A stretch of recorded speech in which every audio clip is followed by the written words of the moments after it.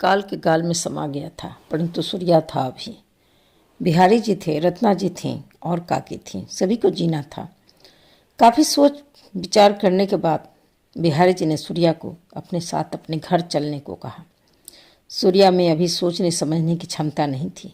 लगातार से 2 वज्रपात उसके ऊपर हुआ था। उसे लग रहा था उसे घर की छत उड़ गई है और खुला आकाश उसके ऊपर है। उद्देश्य विहीन जीवन उसका हो गया है। बचपन से और रघुनाथ के मुख से एक ही वाक्य सुनता आया था, सूर्या कलेक्टर बनेगा। परंतु अब रघुनाथ नहीं था, लेकिन रघुनाथ ने जो वृक्ष लगाया था, पेड़ के फलने फूलने के समय में काल ने रघुनाथ को निकल लिया। रत्ना जी जबरदस्ती सूर्या को अपने घर ले गई। बार बार आकर झोपड़ी में ध्यान रखना संभव नहीं था। झोपड़ी छोड़ते समय सूर्या बिलख बिलख कर बहुत रोया। उसको रोता देख रत्ना जी भी रोने लगी। बिहारी जी की आंखें भीग गई, लेकिन अंत में रत्ना जी जबरदस्ती उसे घर लेकर आ गई। चूंकि रत्ना जी और बिहारी जी उसे पुत्रवत स्नेह रखते थे, तो सूर्या के घर आने में से दोनों बहुत खुश थे। परंतु सूर्या के दुख में दुखी भी थे। सूर्या ज़्यादा बात कभी भी नहीं करता था। रघुनाथ के जाने के बाद तो वह चुप ही हो गया था। चेहरे की चमक गायब हो गई थी। कभी कभी रात्रि में वह बड़ी बेचैनी से उठ जाता था और सारी रात्रि बैठकर गुजार देता। रत्ना जी सब देखती, परंतु कोई टोक टाक नहीं करती। समझती थी वे घाव अभी ताज़ा है, सूखने में वक्त तो लगेगा है।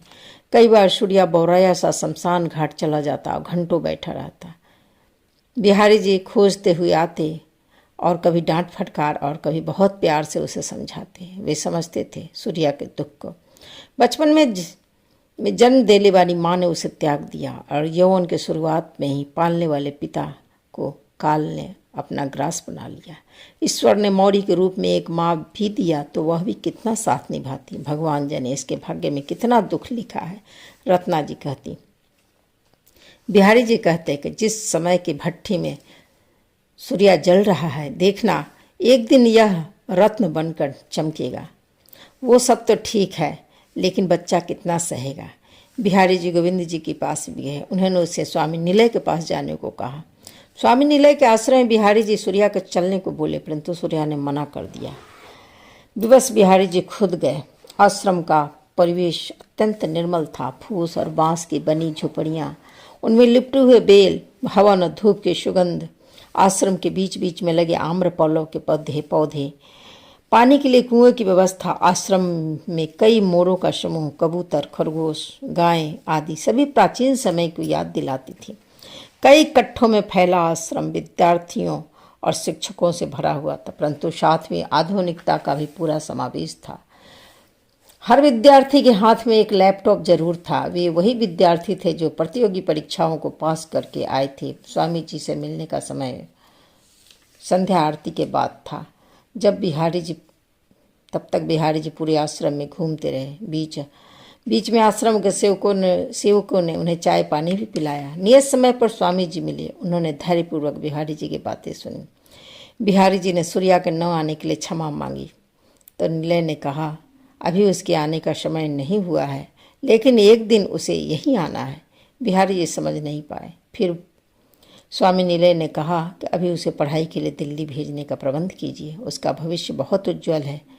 ये जो भी अभी रास्ता भटक रहा है, अनेकों का रास्ता दिखलाने वाला बनेगा। बोलकर स्वामी जी चुप हो गए। रात हो चली थी।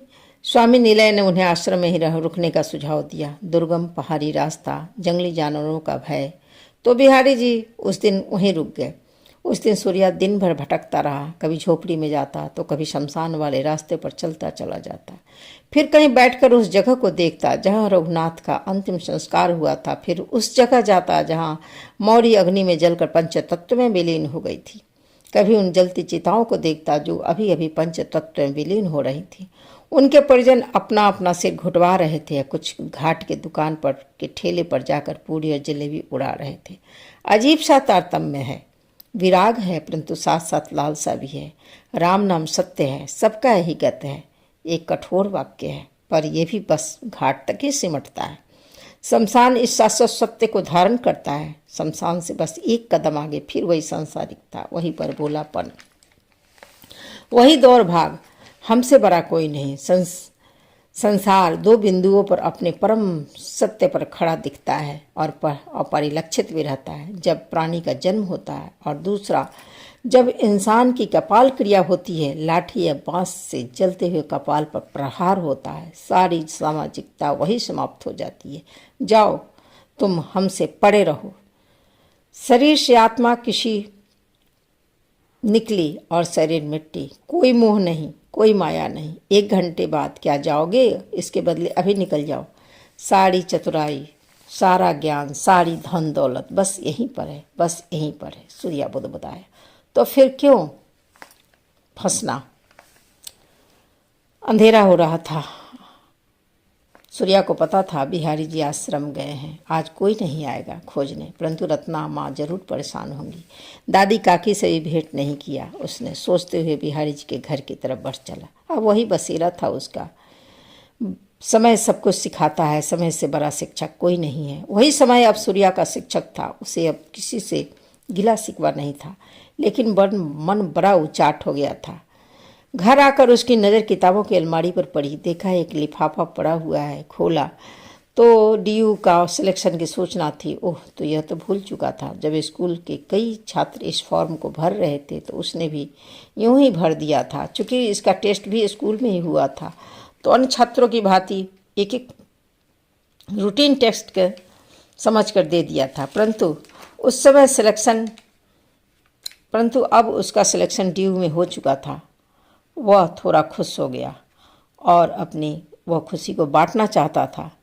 जब भी कोई अच्छी खबर उसके पास होती तो वह दौड़कर रघुनाथ के पास आता था। परंतु अब क्या हुआ सूर्या?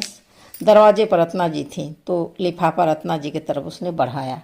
ये तो दोपहर में आया था, मैंने इसे तुम्हारी अलमारी में रखा था। जी, मेरा सिलेक्शन डीयू में हो गया है, परंतु 12th का रिजल्ट तो अभी आया नहीं है। सुनकर रत्ना जी खुश हो गई। ये तो बहुत अच्छी बात है, तुम्हारे अंकल सुनेंगे तो बहुत खुश होंगे। रत्ना जी बोली, चलो अब दिल्ली जाने की तैयारी करो। खुश तो सूर्या भी बहुत था। जब उसने इस फॉर्म को भरा था तब, और जब टेस्ट दिया था तो उसने सोचा था मौरी और बाबा को छोड़कर जाना शायद उसके लिए संभव ना हो। पर अब न तो मौरी है और न बाबा। उसकी आंखें गीली हो गई। तब तक रत्ना जी एक कटोरी में मिठाई लेकर आ गई। चलो मुंह खोलो, बोलकर रत्ना जी ने मिठाई का एक टुकड़ा उसके मुंह में डाल दिया। सूर्या रत्ना जी के गले लग गया। रत्ना जी ने प्यार से उसका माथा सहलाया। उस रात सूर्या को नींद नहीं आई। नींद आती चली जाती, स्वप्न चलते। मौरी नाच रही है, उछल रही है, उसके चारों तरफ घूम रही है। बाबा बार बार उसे गले लगा रहे हैं। भविष्य सामने खड़ा था। उसे याद आया किस प्रकार बाबा कहते थे सूर्या कलेक्टर बनेगा। कर्म पथ भी सामने था जिसके बारे में उसने सोचा भी नहीं था। आगे उसी रास्ते में चलना था। उसके स्कूल के कई छात्रों का सिलेक्शन भी हुआ था। ये सब स्कूल के शिक्षकों के अनुभव और दिशा निर्देश के कारण ही संभव हुआ था। दूसरे दिन उसने रत्ना जी से स्कूल जाने की आज्ञा मांगी, जिसे रत्ना जी ने सहर्ष इजाज़त दे दी। स्कूल पहुंचने के बाद वह सभी शिक्षकों से मिला। सभी ने उसे बहुत प्रोत्साहन दिया। अंत में वह गोविंद जी से मिला, परंतु पता चला कि वे छुट्टी पर है। घर आने पर बिहारी जी आ चुके थे। रात को अलाव के पास बिहारी जी, रत्ना जी और सूर्या बैठे थे। रत्ना जी लिट्टी चोखे की तैयारी में लगी हुई थी। बिहारी जी आश्रम की गतिविधियों के बारे में सूर्या को बता रहे थे और वहाँ की व्यवस्था की बहुत प्रशंसा कर रहे थे। दरअसल बिहारी जी का उद्देश्य था सूर्या उनसे थोड़ा खुले। रत्ना जी जो सूर्या के सिलेक्शन की खबर अभी तक नहीं सुनाई थी, बातों बातों में बिहारी जी ने बताया कि स्वामी नीले ने सूर्या को दिल्ली यूनिवर्सिटीज़ में नामांकन लेने के लिए बोला। सूर्या चुप था। रत्ना जी के कानों में आवाज़ पड़ी थी, बताओ सूर्या। रत्ना जी बोली। फिर भी सूर्या चुप रहा। इसका सिलेक्शन तो ड्यू में हो गया है। रत्ना जी सूर्या पर नज़र जमाते हुए बोली। बिहारी जी का मुंह खुला रह गया। तब तक सूर्या ने लिफाफा लाकर भी बिहारी जी को दिया। लिस्ट देखकर बिहारी जी बहुत खुश हुए। अरे तुम तो मेरिट लिस्ट में हो और तुम्हें स्कॉलरशिप भी मिलेगा। उन्होंने प्यार से सूर्या को गले लगाया। उस दिन घर में त्यौहार हो गया। बिहारी जी बहुत उत्साहित थे। रत्ना जी खुश थीं, लेकिन सूर्या थोड़ा चुप था। उस दिन बिहारी जी ने कहा, सूर्या क्या बनेगा? और अभ्यासवश सूर्या के मुंह से निकला, कलेक्टर बनूंगा। बिहारी जी ठहाका लगाकर हंस पड़े। सूर्या शर्मा गया। फिर बिहारी जी हंसते हंसते चुप हो गए और उनकी आंखों से आंसू बहने लगे। रघुनाथ ने एक सपना देखा था, जिसका एक डोर बिहारी जी के हाथ में थमाकर अनंत में विलीन हो गया था। सूर्या था उस सपने का केंद्र बिंदु। कुछ ही दिन में 12th का रिजल्ट भी आ गया। सूर्या ने टॉप किया था। बिहारी जी बहुत खुश थे, काके खुश थे, रत्ना खुश थे। अब सूर्या के दिल्ली जाने की तैयारी शुरू हो गई। मई का महीना था। रत्ना जी सूर्य नंदन के दिल्ली जाने की तैयारी करने में मग्न थी। काकी भी दिन में आकर रत्ना जी की मदद कर रही थी। कितने तरह के सूखे पकवान बन रहे थे। ऐसा लग रहा था मानो रत्ना जी अपने सबसे प्रिय बच्चों को अपने से अलग कर रही हूँ। आखिर दिल्ली जाने का समय आ गया।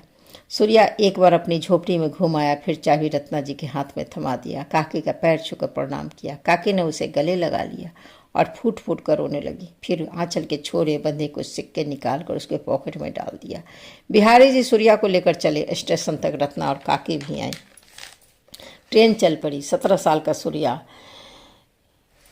एक नए रास्ते पर चल पड़ा, उसके साथ अपनी शिक्षा और अपने जुनून को लेकर।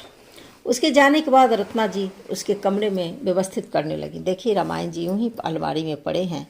उन्होंने हाथ जोड़कर प्रणाम किया और उन्हें लाल कपड़े में लपेट कर रख दिया। बिहारी जी ने सूर्या को दूसरे दिन दिल्ली पहुंचे, फिर आए। ऑटो रिजर्व कर यूनिवर्सिटी पहुंच गए। फॉर्म फिलअप और पैसे जमा आदि करते हुए शाम हो गए। रात में बिहारी जी अपने जानने वाले एक दोस्त के घर में रुके, जो पुलिस विभाग में सहकर्मी थे। रात के खाना वगैरह खाने के बाद सूर्या तो सो गया और दोनों दोस्त बात करने लगे। बहुत सी बातें, अपने सर्विस के समय की बातें, घर संसार की बातें। शर्मा जी ने सूर्या के विषय में भी पूछ ही लिया। बोले, तुम्हारा बेटा तो लगता नहीं, क्योंकि ये काफ़ी कम उम्र का है। क्या तुम्हारा पोता है? तब बिहारी जी को यह बताना पड़ा कि सूर्या रघुनाथ का दत्तक पुत्र है, परंतु उन्होंने शर्मा जी को पूरी बात नहीं बताई। उन्होंने उसके जन्म की कहानी नहीं बताई। अगला दिन शनिवार था, यूनिवर्सिटी बंद था, तो बिहारी जी को 2 दिन और रुकना था। शर्मा जी काफ़ी पारिवारिक इंसान थे। छोटे छोटे पलों को वे बहुत एंजॉय करते थे। एक लंबे समय के बाद दोनों दोस्त मिले तो दूसरे दिन शर्मा जी का घर गुंजायमान हो गया। दोनों दोस्त बाजार जाकर चिकन और मछली लाकर खुद ही बनाने में लगे थे। शर्माइन बीच बीच में दांत पीस रहे थे।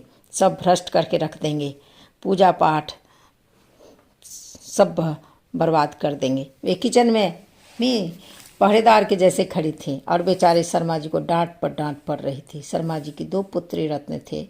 दोनों का विवाह हो चुका था। बड़ी बेटी नौकरी करती थी तो बच्चों के लिए थोड़ा ज़्यादा समय नहीं निकाल पाती थी, तो उसने एक बेटी को माँ के पास ही छोड़ रखा था। मधुलिका नाम था नातिन का। उसने भी अपना एडमिशन 2 दिन पहले ही दिल्ली यूनिवर्सिटी में लिया था। मधुलिका समाजशास्त्र में ऑनर्स कर रही थी। बातों बातों में शर्मा जी ने बिहारी जी से पूछा, सूर्या किस विषय में ऑनर्स करना चाहता है? पता नहीं, फॉर्म तो उसी ने भरा है। पूछता हूँ। सूर्या इधर आओ। जी बाबा। अनायास से सूर्या के मुंह से निकला। बिहारी चिढ़ गए, उनका गला भर आया। सूर्या, तुमने किस सब्जेक्ट में ऑनर्स करना है? शर्मा जी पूछा। जी फिर साइकोलॉजी फिलॉसफी, उसने जवाब दिया। शर्मा जी ने फिर पूछा, कॉलेज कौन सा है? जी हिंदू कॉलेज। रैंक क्या था? शर्मा जी ने फिर पूछा। बिहारी जी ने सिलेक्शन लिस्ट शर्मा जी को दिखाया। सिलेक्शन लिस्ट देखकर शर्मा जी बोले, तुम्हारा पोता तो जीनियस है। शर्मा जी ने मधुलिका को बुलाया और पूछा, तुम्हारा कौन सा कॉलेज है? मधुलिका बहुत बातूनी थी, उसने एक ही बार में सारी कहानी बता दी।